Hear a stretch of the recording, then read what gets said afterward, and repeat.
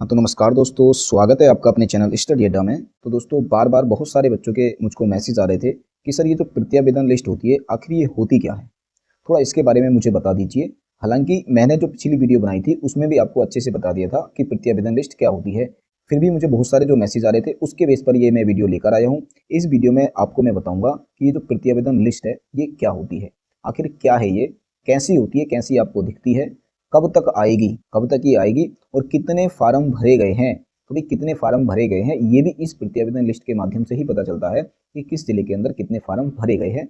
इसमें क्या-क्या होता है कि जब ये जो प्रत्यावेदन लिस्ट आती है तो इस लिस्ट के अंदर आपको क्या-क्या देखने को मिलेगा और साथ-साथ में क्या इसके तुरंत बाद काउंसलिंग होगी?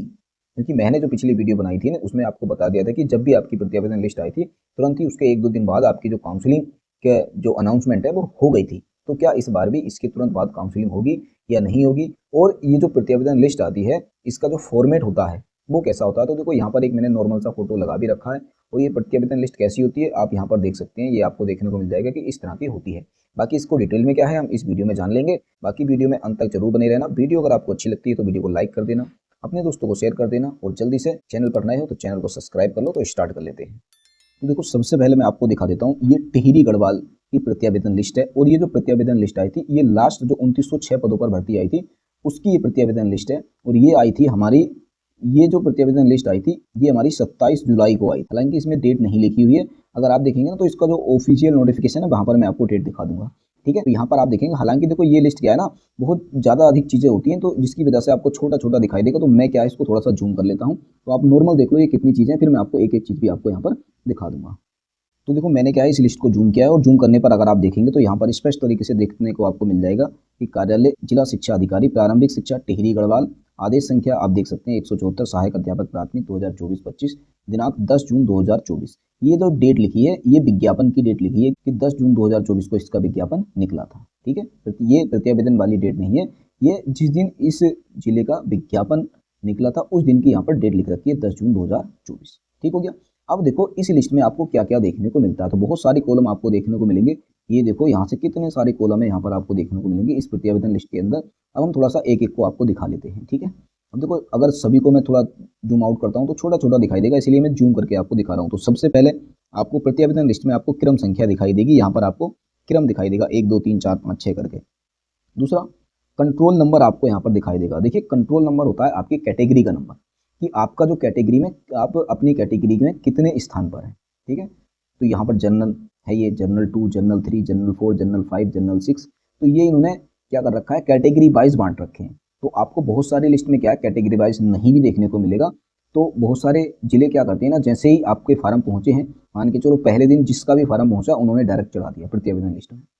बहुत सारे जिले क्या करते हैं, जब फार्म की जो अंतिम डेट हो जाती है उसके बाद निकालते हैं, जनरल को एक साइड रखते हैं, कैटेगरी वाइज अलग अलग रख लेते हैं, फिर वो कैटेगरी वाइज बना लेते हैं। तो इन्होंने भी क्या किया है यहाँ पर कैटेगरी वाइज अच्छे से बनाया हुआ है। यहाँ अगर आप लिस्ट में देखते रहेंगे तो जनरल देखो, यहाँ जनरल 13, 14, 15 इस तरह से ये सारा सारा का सारा जनरल चल रहा है। यहाँ देखो ये जनरल ही चल रहे हैं अभी। तो यहाँ से ये पता चल जाएगा कि टिहरी जिले के अंदर टोटल जो फॉर्म है वो कितने डले हैं, किस कैटेगरी के कितने फार्म है। तो यहाँ से आप देखेंगे अभी जनरल के ही बच्चे चल रहे हैं, यानी कि हम ये कह सकते हैं कि टिहरी जिले के अंदर जो फॉर्म डाले गए थे सिर्फ जर्नल के, तो यहाँ से आपको देखने को मिल जाएगा। देखो अभी जर्नल ही चल रहे हैं ये, देखो बहुत सारे जर्नल हैं, ये सारे जर्नल हैं अभी, ये भी जर्नल है। ये कितने बच्चे हैं भाई, यहाँ देखो ये भी अभी जर्नल का बहुत बच्चा है भाई जर्नल। ये देखो अभी जर्नल ही चल रहे हैं, कितने बच्चे हैं तो मैंने भी नहीं देखा पहले। अभी देखूंगा मैं भी आपके साथ ही कि इसमें जर्नल बच्चे कितने हैं। डायरेक्ट मैंने लिस्ट डाउनलोड की और मैंने कहा चलो वीडियो के माध्यम से आपको बता देते हैं। ये देखो बहुत बच्चा है भाई यहाँ पर, तो देखो ये आया जर्नल के 962 बच्चे हैं, यानी कि टिहरी जिले के अंदर जो टोटल 962 बच्चे थे वो जनरल कैटेगरी के थे जिन्होंने अप्लाई किया हुआ था। अब यहाँ से अगर आप देखेंगे तो एससी कैटेगरी स्टार्ट हो गई है, तो एससी के बच्चे देख लेते हैं। देखो क्रम से स्टार्ट हुआ है, एससी का जो है क्रम संख्या 1 से स्टार्ट हुआ है। यहाँ से देखो क्रम संख्या इनकी अलग है, परंतु इनका जो कंट्रोलर नंबर था ना ये देखो एससी 1, तो यहाँ से फर्स्ट से स्टार्ट हुआ, first, second, third, fourth, fifth. इस तरह से अगर आप यहाँ देखेंगे तो आप अपनी कैटेगरी के हिसाब से यहाँ पर एक आइडिया लगा सकते हो कि इस जिले के अंदर हमारी कैटेगरी में कितने फॉर्म फिलअप हुए हैं। तो यहाँ से आप खुद ही लगा सकते हो। ठीक है, तो ये देखो कितने फार्म है यहाँ से, ये सारी की सारी एक एक पॉइंट को आज मैं यहाँ पर अच्छे से समझाने वाला हूँ आपको कि प्रत्यावेदन लिस्ट में आप क्या क्या देख सकते हैं, कैसे देख सकते हैं। सारी चीज़ें यहाँ पर बिल्कुल अच्छे से क्लियर करके बताऊंगा मैं आपको, तो टेंशन नहीं लेनी है। विद्या विधान लिस्ट क्या है, कैसे होती है, और अगर आप चाहते हैं ना तो देखो अब मैं सारा नहीं बता रहा आपको क्योंकि बहुत ज़्यादा टाइम लग जाएगा ऐसे बताने में, तो मैं डायरेक्टली आपको ले जाता हूँ लास्ट में। तो इस तरह से अगर आप देखेंगे तो यहाँ देखो ओबीसी के 642 फॉर्म फिलअप हुए हैं टिहरी जिले के अंदर, और जो टोटल फॉर्म फिलअप हुए हैं यहाँ पर 2266। तो 2266 यानी कि 2266 जो फॉर्म है वो टिहरी जिले के अंदर 2906 पदों की भर्ती में फिलअप हुए थे, यानी कि टोटल जो फॉर्म फिलअप हुए थे वो 2266 थे, जबकि पद कितने थे, 2906 थे। ये तो चीज़ मैंने आपको समझा दी और आप उम्मीद है समझ में आपको आ भी गई होगी। अब हम दिखाते हैं आपको दूसरा पॉइंट। दूसरा पॉइंट क्या है, यहाँ देखो आप, यहाँ से अगर आप देखेंगे तो यहाँ आपको देखने को मिल जाएगा क्रम संख्या, मैंने आपको बता दिया, कंट्रोल नंबर मैंने आपको अच्छे से समझा दिया। यहाँ पर आपको दिखाई देता है अभ्यर्थी का नाम कि आपका क्या नाम है, भाई जो भी आपका नाम होगा इस लाइन में आपको देखने को मिल जाएगा। इसके बाद अभ्यर्थी का नाम अंग्रेजी में, यहाँ पर आपको अंग्रेजी में आपको देखने को मिल जाएगा इस लाइन में। पिता का नाम, इस लाइन में आपको अपने पिता का नाम देखने को मिल जाएगा। पति का नाम, भाई जो महिलाएं हैं जो शादीशुदा हैं उनको यहाँ पर उनके पति का नाम देखने को मिल जाएगा। माता का नाम, इस लाइन में उनको अपनी माता का नाम देखने को मिल जाएगा। लिंग, वो मेल है या फीमेल है, इस लाइन में ये देखने को मिलेगा। गृह जनपद कि उनका जिला खुद का कौन सा जिला है वो यहाँ पर आपको देखने को मिल जाएगा। इसके बाद अगर हम और देख लेते हैं, इसको साइड में कर लेते हैं, ठीक है, काफ़ी लंबी लिस्ट होती है ये। दूसरा गृह जनपद यहाँ पर देखने को मिल गया। पत्र व्यवहार का पता, तो आपने जब फॉर्म फिलअप किया होगा तो दो एड्रेस आपने डाले होंगे, एक तो अपना स्थायी पता डाला होगा, दूसरा पत्र व्यवहार का पता डाला होगा। तो देखिए स्थायी पते का सिर्फ गृह जनपद आपका यहाँ पर देखा गया है, जबकि जो पत्र व्यवहार का पता होगा वो यहाँ पर डाला गया है। आपकी जन्म तिथि, जो भी आपकी जन्म तिथि होगी वो यहाँ पर मिलेगी। फिर आपकी जो जाति है, आप SC कैटेगरी से बिलोंग करते हैं, SC हैं, ST हैं, OBC हैं या फिर जनरल है, तो ये कैटेगरी यहाँ पर आपको देखने को मिलेगी। क्षैतिज आरक्षण, कि आपको क्षैतिज आरक्षण भी मिलता है ना, तो क्षैतिज आरक्षण आपका जो भी है, आप महिला हैं या किसी भी तरह का है, वो आपको देखने को मिल जाएगा। फिर स्नातक का वर्ग, कि आपके पास साइंस है या फिर आर्ट है, तो देखो science, commerce, science, art, art, BE, तो इस बार आपको सिर्फ दो ही कैटेगरी की देखने को मिलेंगी, साइंस मिलेगी या फिर आर्ट मिलेगी। तो बस अब इस बार आपको कॉमर्स ये हट जाएगा, देखने को नहीं मिलेगा, सिर्फ साइंस और आर्ट ही देखने को मिलेगा। स्नातक के विषय, तो स्नातक में आपके पास कौन कौन से विषय रहे हैं, मेन सब्जेक्ट क्या रहा है, वो यहाँ पर आपको देखने को मिलेगा। जैसे इनके लिखे हैं BTech, commerce, BTech, Hindi, economics, इस तरह से आपके विषय देखने को मिल जाएंगे। स्नातक के विषय 2, तो स्नातक के जो विषय 2 है, यानी कि ये फर्स्ट ईयर होगा, ये सेकंड ईयर होगा, ये थर्ड ईयर होगा, ये इस तरह से होगा। तो ये इनके विषय यहाँ पर आपको देखने को अच्छे से मिल जाएंगे। अच्छा, विषय 4 भी है, ठीक है, तो अब ये क्या होगा भैया, ये तो मुझे भी नहीं पता। स्नातक 4 में यहाँ पर कुछ लिखा भी नहीं है। नीचे अगर हम देखेंगे तो देखो 4 में कहीं दिख नहीं रहा है, यहाँ देखो पॉलिटिकल साइंस मिल गया है। तो हो सकता है जो 4-5 विषय जो होते हैं स्नातक में, कि किसी के 3 होते हैं तो किसी के 4 भी हो सकते हैं, तो वो विषय हों, ये ऐसा भी हो सकता है। अगला है अहर्ता का विषय। अहर्ता का विषय मतलब वही है कि आपकी जो मेरिट है वो किस कैटेगरी में बनेगी, यही बनेगी कि आप अदर में, साइंस अदर में जाएंगे, या फिर journal other, language journal other, अब जो भी हो ये, यानी कि इस बार आपका विषय रहेगा अहर्ता का, साइंस रहेगा या फिर आर्ट रहेगा, यही 2 विषय हैं इस बार, बाकी और कोई भी विषय नहीं रहेंगे। स्नातक के पूर्णांक, स्नातक में आपके कितने पूर्णांक बने हैं, स्नातक के कितने प्राप्तांक हैं, आपके प्रशिक्षण योग्यता, जो भी आपने DLED किया है, BTC किया है, DED किया है, BLED किया है, यहाँ पर वो लिखा होगा कि इनमें से आपने क्या किया है। तो ये देखो इन्होंने DLED है, DLED वाले हैं ये सारे। बाकी दूसरा विश्वविद्यालय का नाम, कि आपने कहाँ से किया है, ये सारी की सारी चीज़ें। तो आपने जब फॉर्म भरा होगा उसमें भरा होगा ना कि आपने ये कहाँ कहाँ से किए हैं। जैसे देखो board of school education Haryana, board of secondary education of Madhya Pradesh Bhopal, board of school education Haryana, Indira Gandhi national open university, तो हर तरह से आपको देखने को मिल जाएंगे। शैक्षणिक सत्र, जो आपने जो भी ये कोर्स किया था उसका शैक्षणिक सत्र कौन सा था, 2022, 19, 23, 27, 21, 23, जो भी आपका रहा होगा यहाँ आपको देखने को मिलेगा। प्रशिक्षण योग्यता का पूर्णांक, यानी कि सिद्धांतिक, यहाँ पर आपके जो भी आपने प्रशिक्षण लिया तो उसके मार्क्स आएंगे, और यहाँ पर आ जाएंगे आपके सैद्धांतिक प्रशिक्षण योग्यता का प्राप्तांक। अच्छा, यहाँ पूर्णांक है भाई, ये देखो यहाँ पूर्णांक कितने का था और यहाँ से आपको कितने प्राप्त हुए हैं। जैसे इनका 1050 का था तो 912 इनको प्राप्त हुए हैं।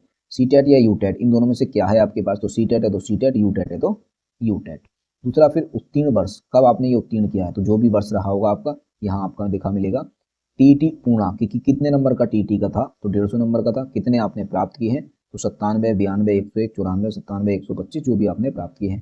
फिर साथ साथ में देखो यहाँ पर आपको अपने मोबाइल नंबर भी देखने को मिल जाएंगे, ठीक है। तो भाई ये मोबाइल नंबर कोई मत देखना, इनको मैं कट कर देता हूँ, ठीक हो गया ना, कभी इनको कॉल करने लग जाओ। आगे आपको देखने को मिलेगा यहाँ पर अन्य विवरण। अन्य विवरण में आपको देखने को मिलता है कि आपके जो फॉर्म में कमी रही है, तो क्या कमी रही है वो यहाँ पर आपको देखने को मिल जाएगा। फिर अर्ह या अनहर्ह, यानी कि आपका जो फॉर्म रिजेक्ट हुआ है या एक्सेप्ट हुआ है, तो भाई जहाँ कुछ नहीं लिखा है तो इसका मतलब वो एक्सेप्ट है, और जहाँ अनहर्ह लिखा होगा वो फिर वो उनका फॉर्म जो है रिजेक्ट हुआ होगा। जैसे यहाँ मैं आपको दिखा देता हूँ, कहीं ना कहीं आपको देखने को मिलेगा। देखो जैसे इन्होंने क्या किया था, यहाँ पर सेवा योजन प्रमाण पत्र संलग्न नहीं किया था, तो इन्होंने लिख दिया कि सेवा योजन प्रमाण पत्र संलग्न नहीं है। तो भाई नहीं है तो इसका मतलब भेजना पड़ेगा। इनका भी देखो यहाँ पर आप देखेंगे तो सेवा योजन प्रमाण पत्र संलग्न नहीं है। इस तरह से अगर आप देखते रहेंगे तो बहुत सारी चीज़ें आपको देखने को मिल जाएंगी। ठीक है, अब मैं आपको ये दिखाना है कि किसका फॉर्म रिजेक्ट हुआ है और क्यों हुआ है। तो जैसे आप यहाँ पर देख सकते हो, यहाँ लिखा है अनहर्रे। इसका मतलब ये है कि इनका जो फॉर्म है वो रिजेक्ट हो गया है। अब रिजेक्ट होने का क्या कारण है वो भी हम देख लेते हैं। देखो यहाँ पर लिखा है सेवा योजन प्रमाण पत्र अंक तालिका संलग्न नहीं है, तो ये इनका मतलब एक्सेप्ट तो हो गया, पर ये प्रॉब्लम थी तो ये अपना क्या है सुधार इसमें करवा सकते हैं। अब इनका फॉर्म अनहर्रे क्यों हुआ है, तो पहली कंडीशन देखो, यहाँ पर हमने देखा था इस लाइन में कि इन्होंने यहाँ पर सीटेट के जो प्राप्तांक थे वो लिखे होने थे। तो यहाँ पर जो सीटेट में इनको कितने नंबर मिले हैं वो हो सकता है इन्होंने मार्कशीट लगाई ना हो या फिर ये फेल हो, क्योंकि यहाँ पर आप देखेंगे कुछ भी नंबर नहीं लिखा है, ये ब्लैंक लिखा है। और यहाँ पर साथ साथ में इनका मोबाइल नंबर भी नहीं लिखा है। तो देखो मोबाइल नंबर भी नहीं लिखा है। दूसरा, इन्होंने जो सीटेट है वो किस साल पास किया है वो भी यहाँ पर नहीं लिखा हुआ है। दूसरा, अगर आप देखेंगे यहाँ पर ये क्या है, बीएड वाले अभ्यर्थी हैं। बीएड वाले कहाँ से किया ये भी नहीं बताया है, कब किया ये भी नहीं बताया, कितने नंबर मिले हैं, कितने नंबर का था। तो यहाँ पर इन्होंने ऐसा कुछ भी नहीं बताया, जिसकी वजह से इनका फॉर्म क्या हो गया, रिजेक्ट हो गया। ठीक हो गया।